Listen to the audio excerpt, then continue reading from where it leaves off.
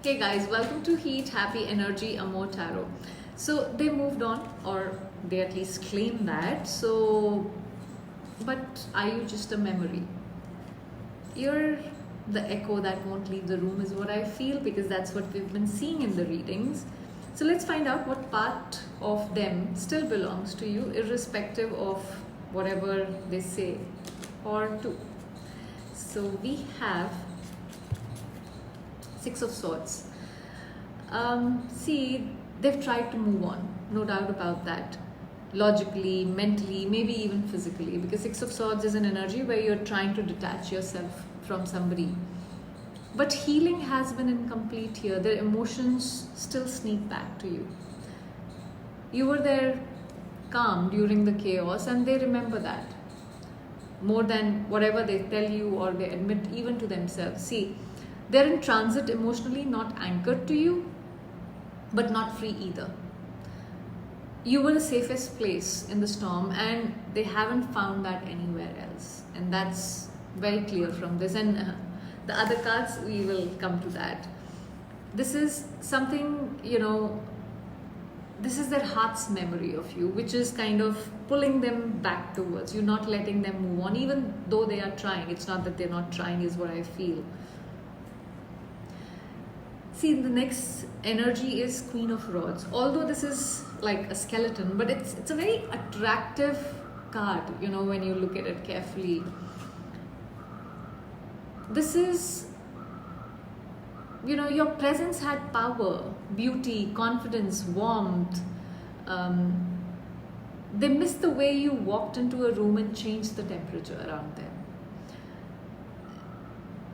See, the question I had in mind with this was what they physically miss. And Queen of Wands is an energy which is super attractive, super magnetic, and physical attraction is one of the main things. So your appearance, how you looked, how you carried yourself, how you maybe dressed up, all that is something they really, kind of miss. The way you inspired them, challenged them, maybe even flirted with fire, They crave the fire you brought. Your vibe isn't just missed, it's irreplaceable. Queen of Wands is like this magnetic energy. Now, you could be a man and you could still be magnetic. It's queen, but it's still an energy. It's not really a gender-based thing. So just take it as energy. Now, don't forget to hit that subscribe button if this is making sense to you. We have Page of Swords. See, they still this typical stalker energy. They still watch you from somewhere, social media, common friends, energetically, but their energy is lingering around you, watching you. Curious, defensive, afraid of what they'll feel if they, look too close. See, they kind of try to study you from distance, pretending it's casual, but it's not. Okay. See, they're suppressing obsession here, even in silence. They're like hungry for updates. What's happening in this person's life? This is like, classic ghost touch syndrome, where they feel your presence even without the contact, See, they are keeping an eye on you, for sure. We have Five of Cups. See, this is about regret, missed chances, grieving energy, a sense of loss, things unsaid. Every moment that reminds them of emotional failure triggers you. It doesn't have to be around you, but any kind of emotional failure somewhere triggers those memories associated with you. And because they also understand that they have been a failure in this connection. They have failed to offer you whatever you deserve. They have failed to match up to your energy.